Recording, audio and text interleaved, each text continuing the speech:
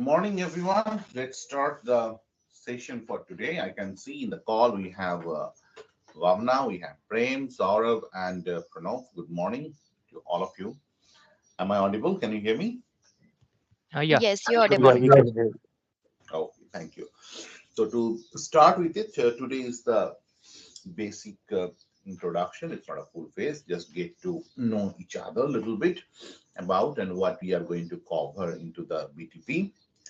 That's how it's planned.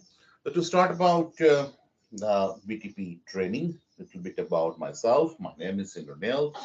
I am working with the SAP technology since last 20 years as an SME technical architect in the different modules, starting from Fiori, OData, CDS, BTP, CPI, and other niche areas. Basically, a technical consultant and a professional trainer who is training the people across the globe and especially the SAP kind of activities in different kind of projects. So that's a little bit about myself, and it would be good if we am getting an introduction about all of you. So start. Okay. So the BTP, the key component, as you know, that it's a huge platform which has been offered by SAP, previously known as HANA Cloud Platform, then renamed as SAP Cloud Platform, and presently known as the BTP, offered a different kind of services to the organization where they can leverage the usage in a paid as you go model or in a subscription based model. Different kinds of model structure are there. It basically serves like an umbrella of services and also support the different hyperscaler from different vendor, starting with Google, AWS, Amazon, Azure, and it keeps growing. As of now, 5 hyperscaler partner is supported. And what you can do in the BTP, you can do development applications, you can extend the application, you can do integration, AI related stuff. It's a huge scope you can do. What can be offered in the BTP, mainly divided into 6 logical part: innovation, automation, sustainability, flexibility, agility, and business centricity. What we are going to focus, this is the logical distribution, what we are going to look into our 40 hours of curriculum. We have divided it into different parts. So to start with, we are going to focus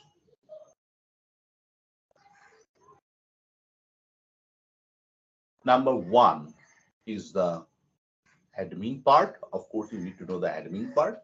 Without that, you cannot move forward. Second, we are going to do the development.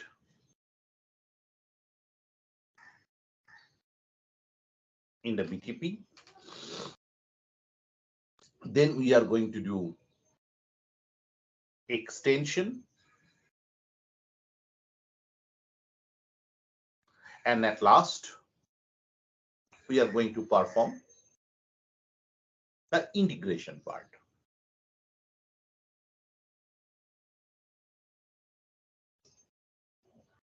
This 4 things we can perform into our BTP training, upcoming BTP training of 40 hours. Now, when we talk about the development part of SAP, we are going to do some development. Of course, we are not going to do the huge amount of in detail development, but we have to do a little bit of development activity in Fiori element. Without Fiori, we cannot move nowadays into the SAP. That is a mandatory skill to have. In the extension, we are going to do the cloud application programming model or CAPM-based programming model, where we need to learn a little bit about Node.js. And in the integration, we are going to learn about CPI. So this 4 verticals we are going to cover into the next 40 hours of training. In the CPI, we are going to talk about how you can publish and create all this API-based integration. Then we are going to create an end-to-end process about the iFlow. So as a whole, holistic, you will get a technical details about the offering of the BTP. That's how it has been planned and what we are going to look into. If we look into the BTP diagram, we are going to cover the app development part, and we are going to cover the integration part of the BTP. And as a whole, we are going to cover the admin that is required for all of it, so that you'll get a fair understanding of the BTP business technology platform from the technical point of view. As I was saying that SAP is renamed into the BTP.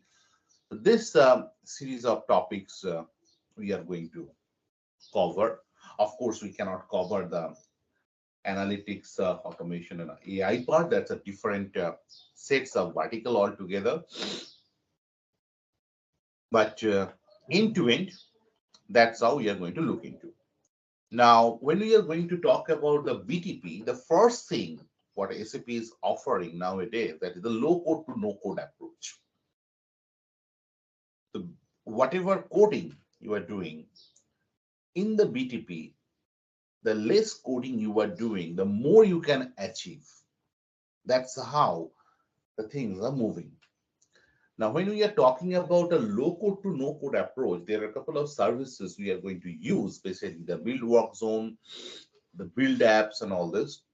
And we are going to connect from the BTP system to the S4 HANA system. This connection we are going to make into our programming session. So when we are going to make all these connections from the cloud to on-prem, this part of connection we are going to cover. Any questions, anyone, till now? Okay. So now when we are going to make this connections, couple of topics we are going to cover into our applications development. The connections, of course, we are going to make through the cloud connector. So each one of you are going to be provided with access to the cloud connector, so that you can set up the connection and from the on-prem system you can pull the services to the BTP, and end-to-end process flow you can implement. That is one part. When we are coming to the admin part, in BTP there are different kind of admin things possible.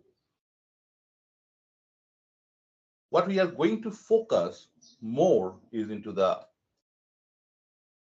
sub-account level, how you can assign the different sets of quotas.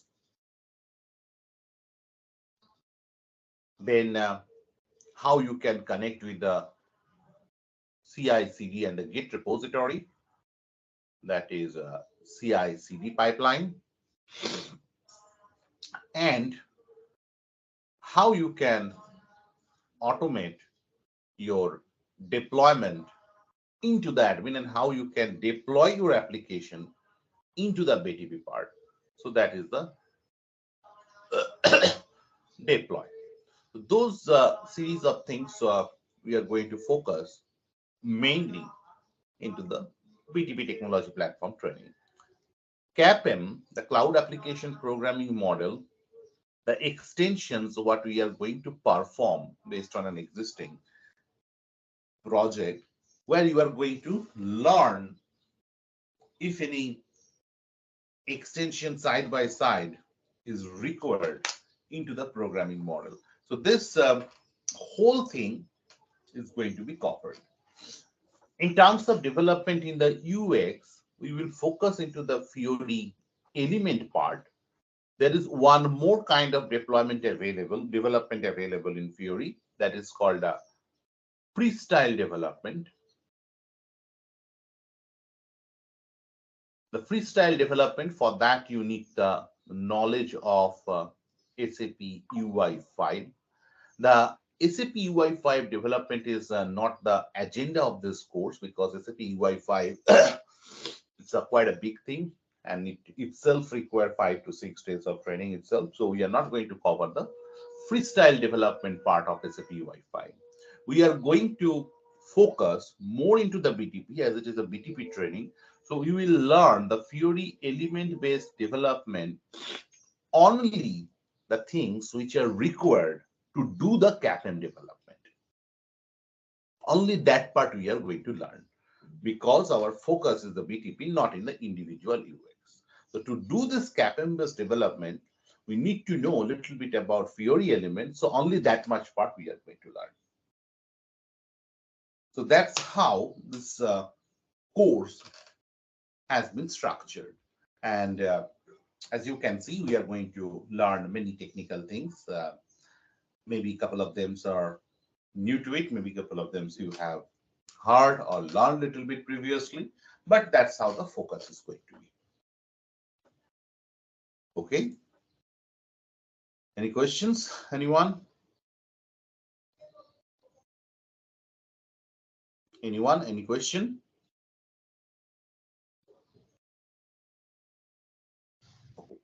Yeah, I have one question. You said that the BTP coding will be depending on UI5. So, how much the dependency is there of BTP on UI5? Because I have No, no, learned no. UI5, but I'm I not confident in that. no, I didn't say that. Okay, I said that it would be on the Fiori element, not Okay. UI5. There are two Uh, parts of Fiori development. One, you can do the freestyle one. mhm. Another one, you can do the Fiori element one of Fiori. We are going to focus into the Fiori element-based development, because that is required to work further into the SAP BTP and BTP CAPM model. Freestyle development requires the knowledge of UI5. Okay, so this part requires a separate skill set altogether, and that's a separate course altogether. So we are not going to focus on the freestyle development. We are going to focus the Fiori element-based development, which will be subsequently required in developing the CAPM application. Okay. Okay, does that answer your question? Yeah. Okay. Thanks. All right. So coming to the next part, what is basically of SAP integration suite we are going to cover. As we know that SAP integration suite and then the cloud platform, the product offering is SAP CPI. And in the cloud platform integration, we can connect with any SAP or non-SAP applications, and we can set up an iFlow as well. What we are going to focus into the integration suite or SAP CPI development is to set up one iFlow, when we are going to provide you an use case, and we are going to implement the use case, and we will take it as a project approach. So the entire learning of the CPI will be based on the hands-on, and maybe say 20 to 30% of the theory, and majority of the part will be into the hands-on session. When we are talking about the hands-on, we need to implement the iFlow from the scratch.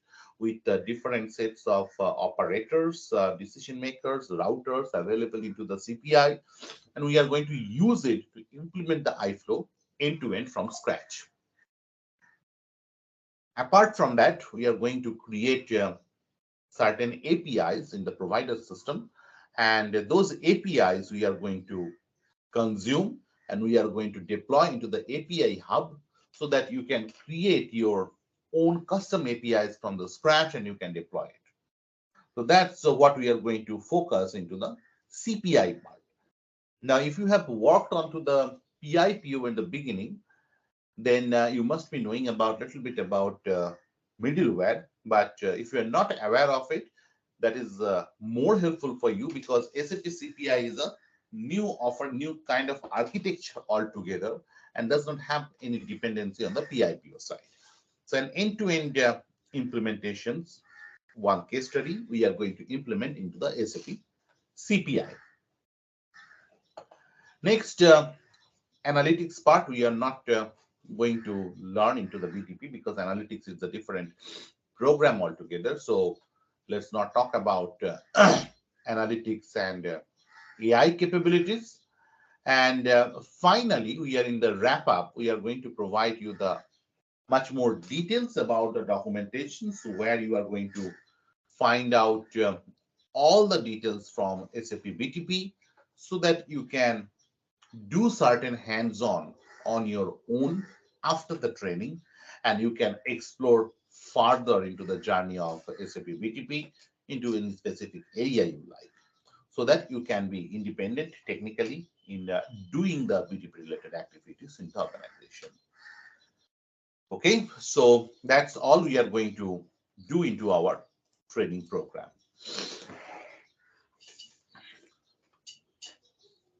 Anyone? So next week onwards, the training program is going to be started full fledged, 4 hours a day. And before that, if you have any doubts, I have given you the little bit of view of whatever we are going to cover into the training program, how it has been structured, and what you are going to learn and what you are going to get out of it. So if you need any clarification from technical point of view or from the course point of view, feel free to ask right now.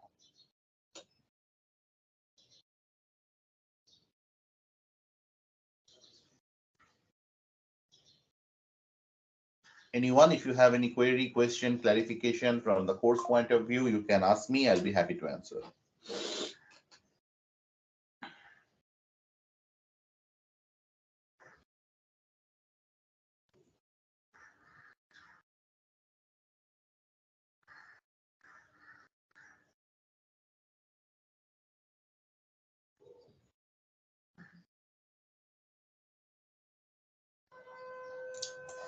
Okay, so Bhavna, Prem, Saurabh, Pranab, you all are good? Yeah, until now I'm Yes, sir. good. Bhavna and Prem, anything from your end? No, we are good. No. Good. So if we don't have any more questions or clarifications, then we can wrap up for the day. So next Saturday onwards, we are going to have a 4 hours one. And let's see that we are going to proceed. Anyone from bSkilling like to add anything? Pooja or anyone?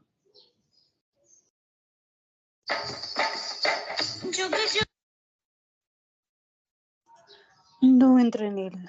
I hope everything is good. Great. Okay. So thanks everyone for joining today and looking forward to meet all of you next week. Thank you everyone. Have a nice weekend. Thank you. Thank you. Thank you. Thank you.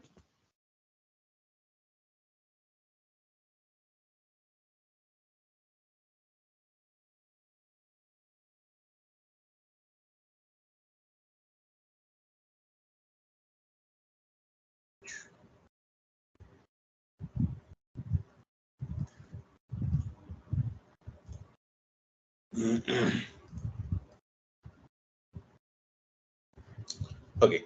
So here we go. That's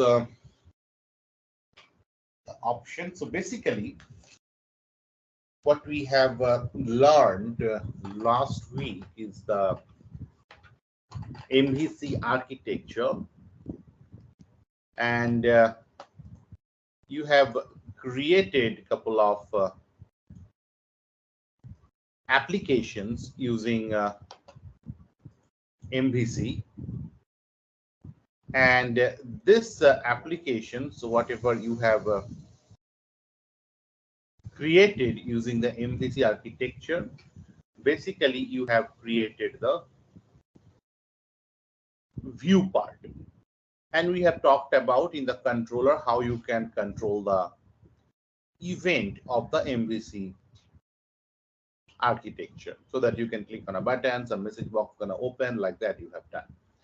The model part that we are going to learn today. So basically, as I told you, there are two kinds of logical segregations of the model.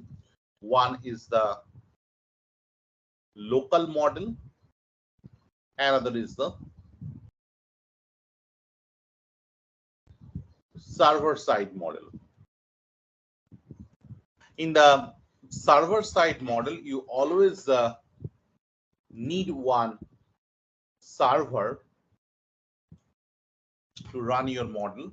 For example, the example of the model is the OData model,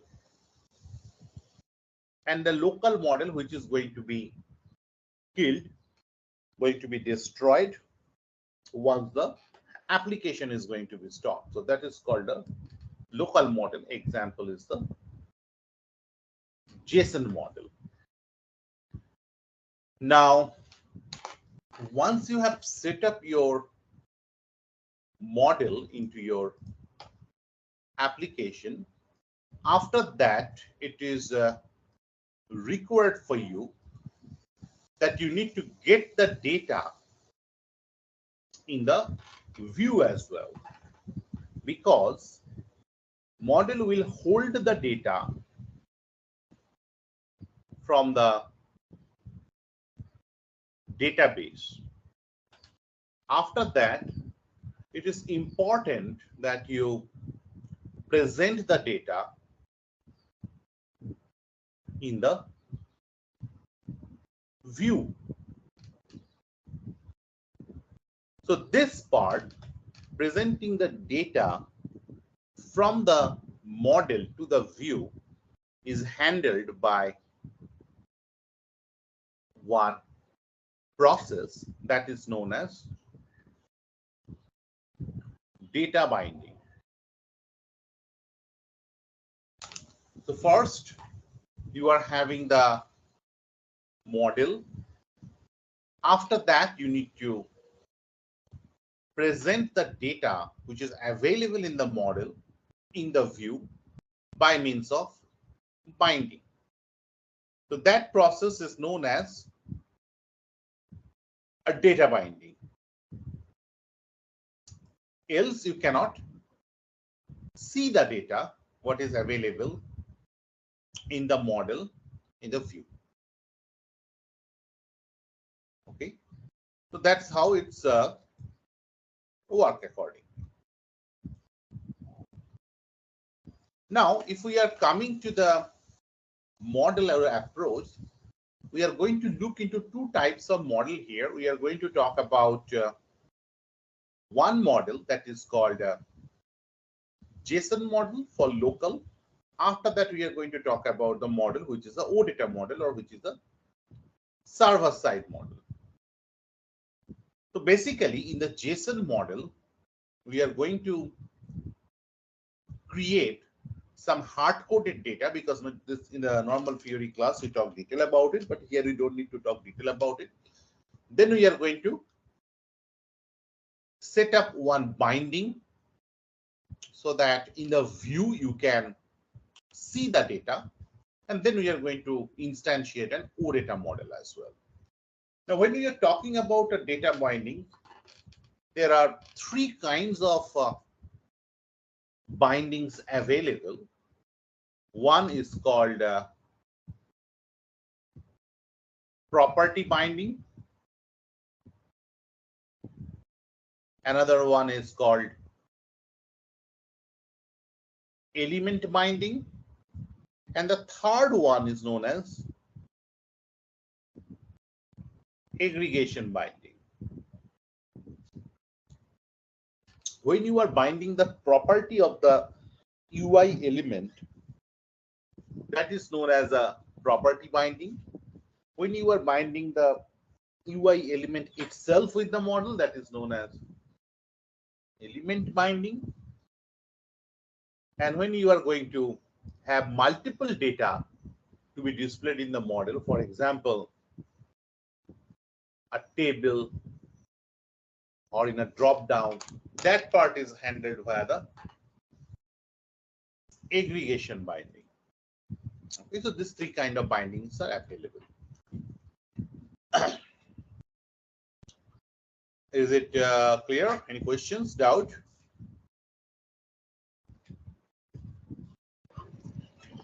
No. Okay. Okay. So I can see that Shruti has joined in between. Hi, Shruti. So let's see that how the things happen here. Give a minute. Okay. So basically, when we are talking about JSON, a JSON model is basically a key and a value pair. So whenever you create a JSON model, there looks like a key and a corresponding value. For example, whenever you are creating a JSON model, inside the JSON model, there might be one option called name, that is a key.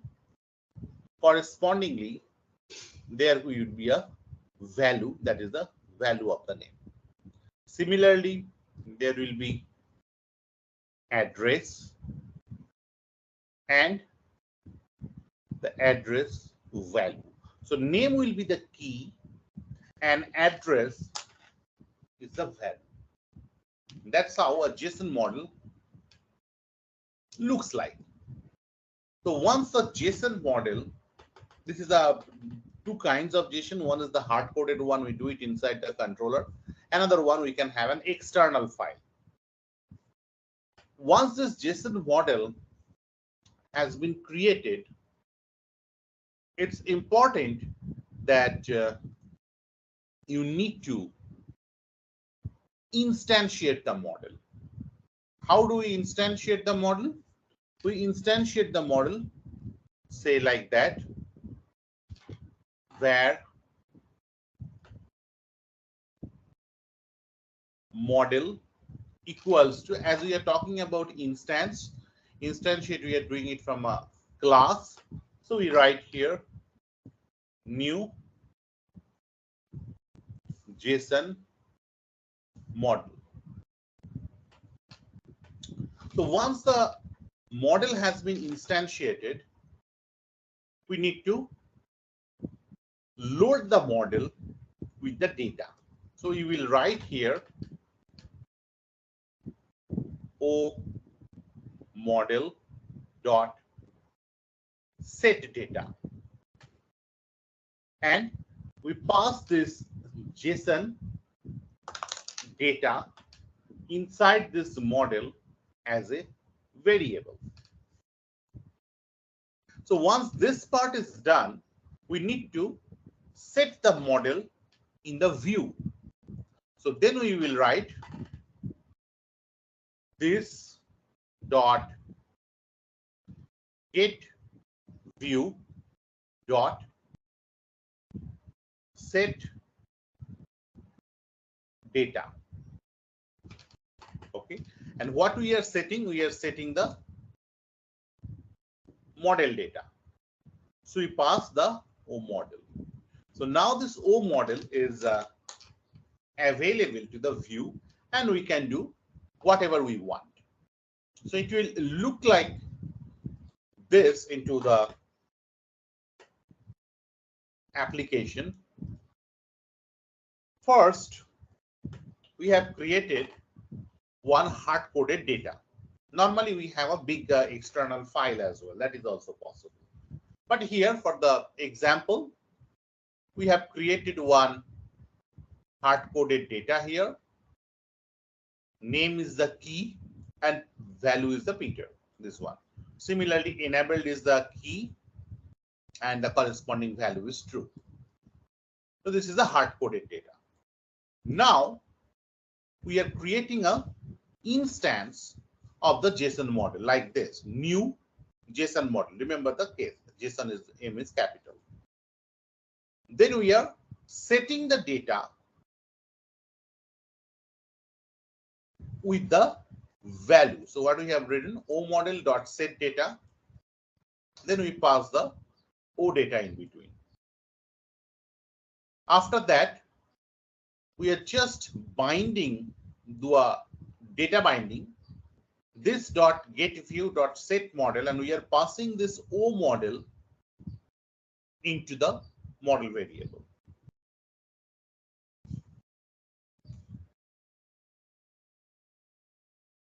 Try to understand this part. This is very important.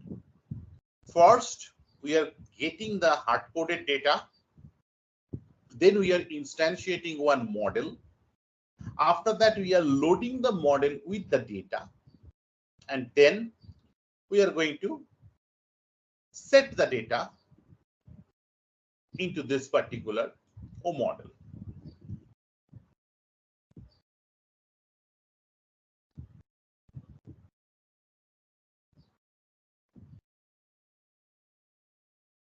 Okay.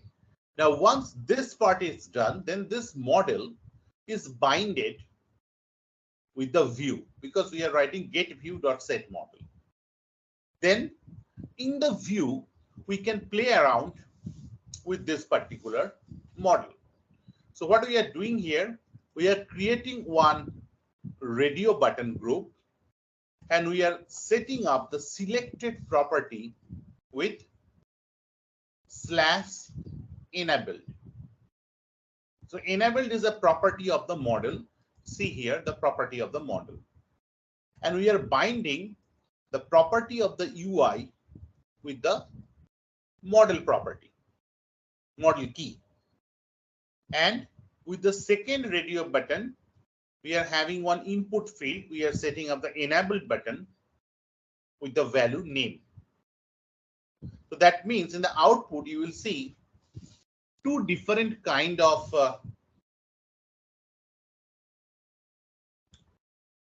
radio button. One is enabled. If you enabled it, your input field will be enabled. So let's see that how does it looks like. Let me create a new project so that you can understand it. So go to File, New Project from Template. Choose a SAP Fiori application. You did it last week as well. In the basic Fiori, choose a basic freestyle application. Click on Next. Click one data source. Data source will be none because we are not connecting with the data source yet. Click on Next. Give name, keep it as it is. Project name, just give Z property binding. Namespace, just give perform.sap. You normally give whatever you want. Inside the project folder, prefer one version lesser than the current one. Click on Finish. So an empty project has been created. Let's wait for some time. Dependencies are getting installed.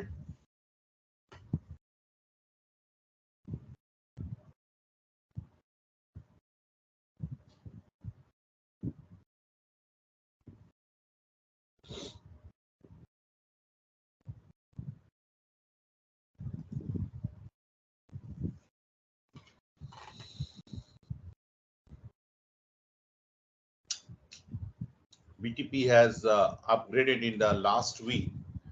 So the dependencies or something will take a little bit of time.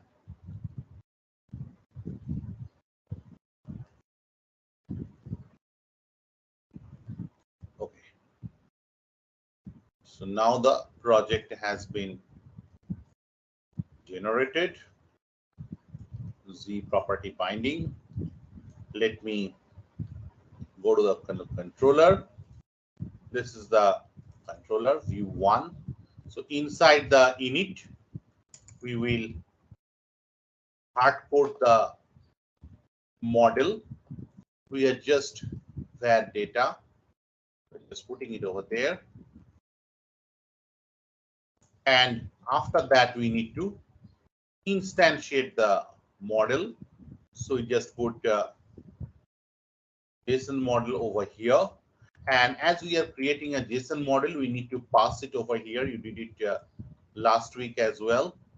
So we are passing it from here and put it into the controller.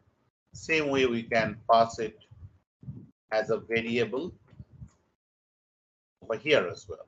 So my controller part is ready. Now I need to put it into the view section. So in the view section, we are just putting the we are putting L colon vertical layout so that it is part of a layout.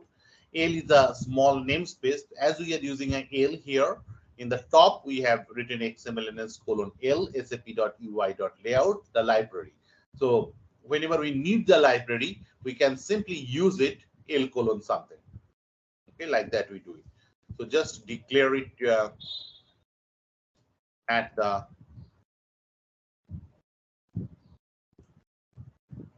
beginning here. Then you are going to play around with the layout. Let me create two different radio button over here inside the vertical layout, and it is not an error, it is warning because the ID has not been generated. So you can just simply go to here, select it, and just scroll down. You can see the option quick fix.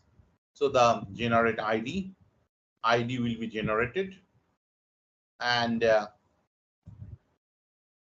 error will be gone. This is the good practice of giving the ID everywhere. So now this is created. Let us see the output of it. Right click and choose the preview application.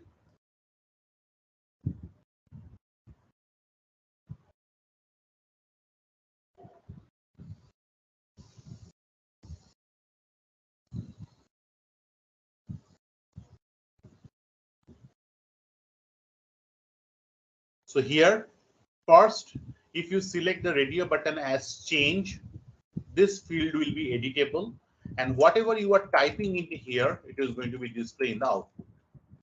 If you choose the display radio button, it is going to be a readable field only. You cannot do anything. If you choose change again, you can change it accordingly. That's the outcome. So again, how it is happening? First, you are creating a model with var o model, new JSON model, and you are passing the hard-coded data inside the JSON model. Next, you are going to bind the model with the view. How you are doing the binding? This .get view .set model. Now, in the view section, you are doing the data binding. As you are binding the property of the UI element with the data, it is known as a property binding.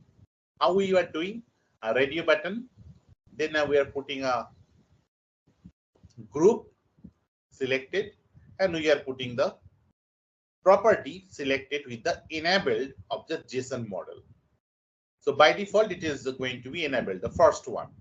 Second one, we are putting one input field with the enabled button. By default, it would be enabled because the property of value of enabled is true. And the value we are showing the name. What is the value of the name? value of the name field is Peter. So when the application is loading for the first time, it is the input field is enabled and the default value Peter is shown. After that, with the event, we are setting the text enabled. So automatically, whatever the value of the model, it is going to be picked up from the model and it is changing it accordingly. Is it clear? Shruti, Ram, is it clear? Yes, yes. It is clear, but it's little typical. So It's I not think difficult. once we It's a new thing. Yeah. So if you do it or practice it quite some time, it would be fine. it needs practice.